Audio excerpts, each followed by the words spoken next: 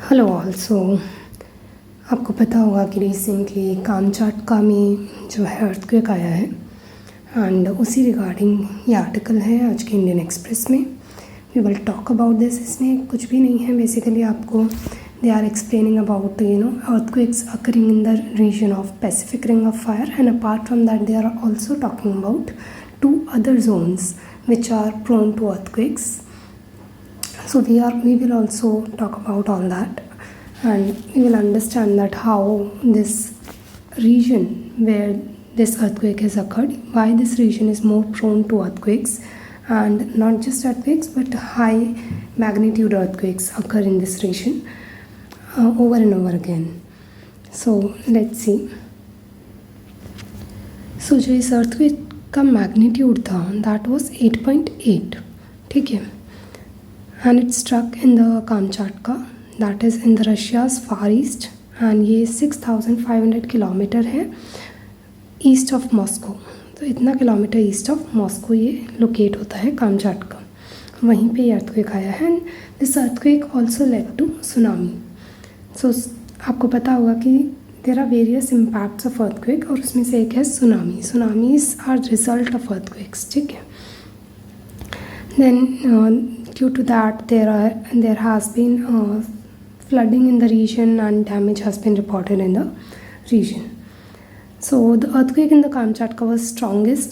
सो ये अर्थक्वेक अब तक का 2011 से अगर कंसीडर करें तो तब से लेके अब तक ये स्ट्रॉन्गेस्ट वन अर्थक्वेक रहा है, दैट इज़ ऑफ 8.8 मैग्नीट्यूड। इससे पहले 2011 में 9.1 मैग्नीट्यूड का अर्थक्वेक आया था।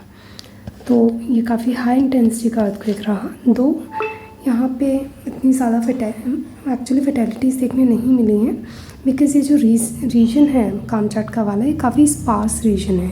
यहाँ पे डेंसिटी काफ़ी कम है, पॉपुलेशन डेंसिटी काफ़ी कम है, और इस वजह से कैजुअलिटीज़ इतनी नहीं हुई हैं। वहीं पे आप 2011 वाला अर्थक्वेक जो देखोगे वहाँ पे भी इसी तरीके से सुनामीज आई थी, and that also led to nuclear disaster at Fukushima. So this you must know. आपको पता होना चाहिए कि अर्थक्वेक्स इस इतनी इंटेंसिटी के वजह से इतना मैग्नीट्यूड के जो अर्थक्वेक्स हैं ये यहाँ पे रेयर तो हम कहेंगे कि चलो बहुत हाई मैग्नीट्यूड रहा है, बट ये अनयूजुअल फिनोमेना नहीं है। वाई अनयूजुअल नहीं है? क्योंकि जहाँ पे जिस बेल्ट में ये फिनोमेना हो रहा है that belt is prone to earthquakes. आप देखो इन्होंने यहाँ दिखाया भी है, this belt is called Pacific Ring of Fire. तो कहा जाता है कि 80% ऑफ द अर्थक्वेक्स जो हैं वो यहीं पे अकर करते हैं। तो दिस इज़ नॉट अनयूजुअल, यहाँ पे आपको देखने मिलेंगे, क्योंकि this belt is in itself prone to earthquakes. So why prone to earthquakes, अब आप पूछोगे वाई? बिकॉज देखो अर्थक्वेक में क्या होता है, there are various types of earthquake. अब इसमें भी अगर हम देखें कन्वर्जेंट बाउंड्रीज पर अर्थक्वेक होते हैं एंड देन डाइवर्जेंट बाउंड्रीज पर भी अर्थक्वेक अकर होते हैं। तो यहाँ पे कन्वर्जेंट बाउंड्रीज होती हैं, जैसे कि आप देखोगे ये है पैसिफिक प्लेट और यहाँ पे डिफरेंट प्लेट्स हैं जिनके साथ इंटरेक्शन पे आने पर यहाँ पे अर्थक्वेक अकर होते हैं, even on this side, on the west side as well as on the east side as well as on the west side. तो इसलिए ये रीजन इटसेल्फ प्रोन है और यहाँ पे अर्थक्वेक आते ही रहते हैं। दो हाई इंटेंसिटी के और हाई मैग्नीट्यूड के अर्थक्वेक हमें ये इन्होंने दिखाया है, देखो डेटा 2011 में 9.1 का था, यहाँ पे 2025 में 8.8 का, और उसके अलावा सारे अराउंड 8.8 के अराउंड ही रहे हैं यहाँ पे अर्थक्वेक। और देखो फ्रीक्वेंसी भी काफ़ी है, 2006 में था, 7 में था, 10 में था, 12, 13, सो आते ही रहते हैं। सो this is not very unusual, और फ्यूचर में भी आपको देखने मिलेंगे, क्योंकि ये इसकी ज्योग्राफी है, ये इस रीजन की ज्योग्राफी ही ऐसी है, ठीक है। तो आपको रेडी रहना पड़ेगा इसके लिए। You can not be like कि यहाँ अर्थक्वेक ना हो वॉट एवर। बट इसे हम रेयर क्यों कहेंगे? क्योंकि इस मैग्नीट्यूड के अर्थक्वेक कम ही देखने मिलते हैं, जैसे कि only 5 earthquakes of magnitude 8.5 and above occur हुए हैं लास्ट 20 साल में, ठीक है। तो इसलिए इसे रेयर हम कह सकते हैं। अब ये सब हम डिस्कस कर चुके हैं, that it lies in Pacific and all. So the entire Pacific ocean on the east side हमने बात कर ली, पैसिफिक रिंग में उधर पे भी अर्थक्वेक होते हैं, और वेस्टर्न साइड में भी अर्थक्वेक अकर होते हैं ड्यू टू पैसिफिक प्लेट जो है उसका सबडक्शन हो रहा है। ये देखो ये यहाँ पे पैसिफिक प्लेट का सबडक्शन होता जा रहा है, और यहाँ पे इस तरफ सबडक्शन होता जा रहा है। तो उस वजह से जब इंटरैक्शन में आती है these Pacific and other plates, तो अर्थक्वेक का अकरेंस के चांसेस इवन बढ़ जाते हैं। सो पैसिफिक रिंग ऑफ फायर में जो बिगेस्ट अर्थक्वेक आपका हुआ था वो 1960 में आप देखोगे 9.5 मैग्नीट्यूड का हुआ था। अपार्ट फ्रॉम दैट 1964 में 9.2 मैग्नीट्यूड का अर्थक्वेक अलास्का में भी आया था। और इसके अलावा अगर ये भी कम पड़ता है to prove it, then there are 23 events of 9+ magnitude that occurred in the last 20 years in this Pacific Ring of Fire। अब अर्थक्वेक कैसे अकर होते हैं ये तो आप सबने पढ़ा ही होगा। तो इसी कंटेक्स्ट में ये कामचाट का अर्थक्वेक में कौन कौन सी प्लेट्स का रोल रहा है और किस तरीके से इसमें सबडक्शन हुआ है वो एक बार हम देख लेते हैं। तो ये देखो, ये है लोकेशन कामचाट का अर्थक्वेक की। यहाँ पे है कोराइल ट्रेंच, यहाँ पे पास में है इसके। So this is the plate boundary जहाँ पे Pacific plate is subducting under Okhotsk plate. तो यहाँ पर एक ये हो गई पैसिफिक प्लेट और इधर हो गई अकॉस्ट प्लेट, उनका सबडक्शन हो रहा है और जिसकी वजह से पैसिफिक जो है वो अकॉस्ट के अंडर सबडक्ट कर जाती है। और फिर आपको पता है, ये देखो ये दो प्लेट्स, ठीक है, ये मान लो पैसिफिक, ये अकॉस्ट प्लेट, ये सबडक्ट करती है तो क्या होता है, जैसे कि ये एक सेकेंड, अकॉस्ट प्लेट, सॉरी ये कुछ खुल जाता है ना तो डिफ़िकल्टी होती है, ठीक है। हम बोल रहे थे ये अकॉस्ट प्लेट और ये पैसिफिक आके इसमें सबडक्ट करेगी। अब सबडक्ट पैसिफिक ही क्यों करेगी, क्योंकि पैसिफिक जो है वो हैवियर प्लेट है और हैवियर प्लेट ही अर्थक्वेक में जब क्लोज़र आती हैं प्लेट्स तो जो हैवी होती है वो सबडक्ट कर जाती है। और ऑब्वियस सी बात है कि हैवी चीज़ ही सबडक्ट करेगी, ठीक है। तो ये अकॉस्ट प्लेट इसके अंदर ये सबडक्ट कर गई। अब सबडक्ट करती है तो क्या होता है, इस तरीके से यहाँ स्ट्रेस डेवलप होता है और फिर अर्थक्वेक आता है, ठीक है। और यहाँ पे इवन वोल्केनोज भी बनने के चांसेस होते हैं। तो इस तरीके से वोल्केनोज भी यहाँ बनते हैं, यहाँ पे अर्थक्वेक आता है। और यहाँ जो अर्थक्वेक आया ये जब जैसे कि ये सबडक्ट की तो यहाँ पे स्ट्रेस डेवलप हो जाता है और ये स्ट्रेस जब तक कि ओवरकम नहीं हो जाता तो ये बढ़ता रहता है, स्ट्रेस बढ़ता रहता है। But suddenly there comes a point, एक पॉइंट आता है जहाँ पे वो स्ट्रेस रिलीज़ होता है और जैसे ही वो सडन रिलीज़ होगा तो ऑब्वियसली वो एक तरीके से फटेगा, तो वो अर्थक्वेक की फॉर्म में हमें देखने मिलता है।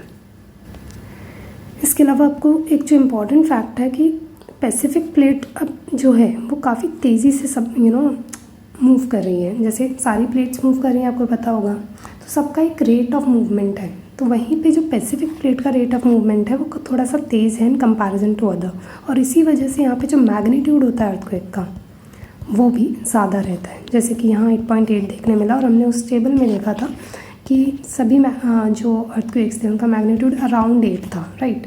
तो यही रीज़न है कि उनका मैग्नीट्यूड ज़्यादा रहता है इन कंपैरिजन टू अदर। इसके बाद ये बताते हैं कि apart from circum Pacific belt there are other regions also which are prone to earthquakes, जैसे कि Alpide belt which is spanning from Indonesia through the Himalayas and further it is extending up to Iran, Turkey and Afghanistan। So जैसे कि हमने देखा था 80% earthquakes आपके यहाँ पे होते हैं, लेकिन अल्पाइड बेल्ट जो है वहाँ पे ओनली 15 to 17% अर्थक्वेक्स ही वहाँ पे अकर करते हैं। अब हालांकि यहाँ पे अर्थक्वेक तो कम होते हैं अल्पाइड बेल्ट में, लेकिन क्योंकि ये रीजन ज़्यादा पॉपुलेटेड है, ठीक है। अब एक second, let me show you the location. Alpide belt का जो लोकेशन है मैं शो कर देती हूँ। ये देखो, ये है आपका अल्पाइड बेल्ट, ठीक है। अब अल्पाइड बेल्ट देखो कहाँ कहाँ से मूव, इसका ये जो रीजन कौन कौन सा ऑक्यूपाई कर रहा है इस तरीके से, है ना। अब ये क्या है, ये तो आपका पूरा का पूरा क्या है, पॉपुलेटेड रीजन है। यहाँ इंडोनेशिया में भी इवन पॉपुलेटेड रीजन है, इधर पॉपुलेटेड रीजन है। तो यहाँ के जो अर्थक्वेक्स होते हैं वो ज़्यादा डिज़ास्टर्स हो जाते हैं। डिज़ास्टर्स क्यों, क्योंकि जहाँ पॉपुलेशन है वहीं पे तो ज़्यादा लॉस होने का चांसेस ज़्यादा हैं। वेदर इट्स लाइफ, किसी की लाइफ का लॉस हो या फिर इट्स इंफ्रास्ट्रक्चर लॉस, एनीथिंग, तो यहाँ पे लॉसेस ज़्यादा होते हैं, इसीलिए ज़्यादा डिज़ास्टर्स यहाँ हो जाते हैं। जबकि आपने देखा था कि सर्कम पैसिफिक बेल्ट में तो ज़्यादातर ओशन वाला रीजन है, लेकिन there are also chances of vulnerabilities in the regions in the coastal areas of east and western जो कंट्रीज हैं। इसके अलावा देर इज़ जो थर्ड रीजन है, हमने बोला कि 3 रीजन मेन जो जहाँ पे अर्थक्वेक प्रोन होता है, उसी में थर्ड है ये, that is mid Atlantic region, this is this, ठीक है। अब ये सबसे कंपैरेटिवली जो हमने 2 बेल्ट, ये वाला बेल्ट, ये पैसिफिक बेल्ट हो गया, ये अल्पाइन बेल्ट हो गया, इन दोनों की कंपैरिजन में ये सबसे कम डिज़ास्ट्रस रहता है। क्यों? क्योंकि ये बिल्कुल सेंटर में लाई कर रहा है, राइट, और यहाँ पे इतना ज़्यादा कुछ भी हैबिटेट नहीं है, तो इसीलिए even if earthquake high magnitude का भी आता है तो इतना डिज़ास्ट्रस नहीं होता है, ठीक है। दो इट में also result in certain vulnerabilities in the island regions and all. दो, अब आप देखोगे कि एक डिफरेंस है, यहाँ पे हमने देखा था कन्वर्जेंट बाउंड्रीज होती हैं, ठीक है, यहाँ पे भी आपको पता है कन्वर्जेंट बाउंड्रीज होती हैं। जैसे कि हिमालयाज़ फॉर्म हुए आपके अल्पाइन बेल्ट में, हिमालयाज़ का फॉर्मेशन आपको देखने मिलता है कैसे हुआ था, यूरेशियन और इंडियन प्लेट बाउंड्रीज जो हैं they were moving towards each other and hence formation of Himalayas took place, ठीक है। तो ये कन्वर्जेंस ही तो है, तो ये वाले में भी कन्वर्जेंस है, बट यहाँ पे देखो ये जो है ना, ये डाइवर्जेंट बाउंड्री है। डाइवर्जेंट बाउंड्री मतलब this is moving like this, एक तरीके से आपको पता है कि अटलांटिक क्या हो रहा है, एक्सपैंड हो रहा है, तो वो इसी वजह से तो एक्सपैंड हो रहा है क्योंकि the plates are moving like this in this direction, और इसी वजह से फिर जैसे ये इस तरह से मूव करते हैं, यहाँ से मैग्मा जो है फ्रॉम इनसाइड द अर्थ ऊपर की तरफ आता है, और फिर यहाँ पे हमें स्ट्रेस रिलीज़ की वजह से सडन अर्थक्वेक्स देखने मिल सकते हैं। और इवन यहाँ पे ये रिच जो फॉर्म हुआ है, this is due to magma coming on the surface and then यहाँ पे रिच को फॉर्मेशन में उससे ही हेल्प मिली, ठीक है। तो अब देखो इन्होंने एक एग्जांपल दिया है कि कैसे 8.8 का अर्थक्वेक होने के बाद भी यहाँ पे कैजुअलिटीज़ नहीं देखने मिली, बट 7.6 का अर्थक्वेक इन नेपाल 2015 में जो आया था, 7.6 का अर्थक्वेक, वहाँ पे 15,000 लोगों की कैजुअलिटीज़ देखने मिली थी। सो दिस इज़ हाउ जो आपका डिस्ट्रक्शन है वो इम्पैक्ट होता है एज द पॉपुलेशन डेंसिटी, कितना डिज़ास्टर्स वो होगा वो डिपेंड करता है इन चीज़ों पे।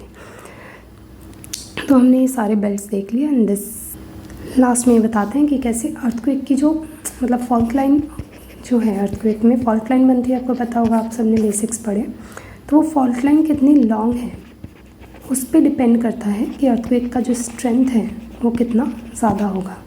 तो अगर ज़्यादा फॉल्ट लाइन है तो ज़्यादा स्ट्रेंथ होगा। अब आपने देखा होगा कि 10 जो फॉल्ट लाइन है, 10 मैग्नीट्यूड का जो अर्थक्वेक है वो आपको देखने नहीं मिलता है। क्यों नहीं मिलता है? क्योंकि 10 मैग्नीट्यूड का अर्थक्वेक होने का मतलब है कि आपकी जो फॉल्ट लाइन होनी चाहिए वो पूरा का पूरा अर्थ को ही कवर कर ले, तो ऐसा होना पॉसिबल नहीं है। तो इसीलिए 10 मैग्नीट्यूड के आपको नहीं देखने मिलते हैं, बट 9.5 मैग्नीट्यूड का हमें देखने मिला था। जो लार्जेस्ट अर्थक्वेक था वो अब तक 9.5 का देखने मिला है।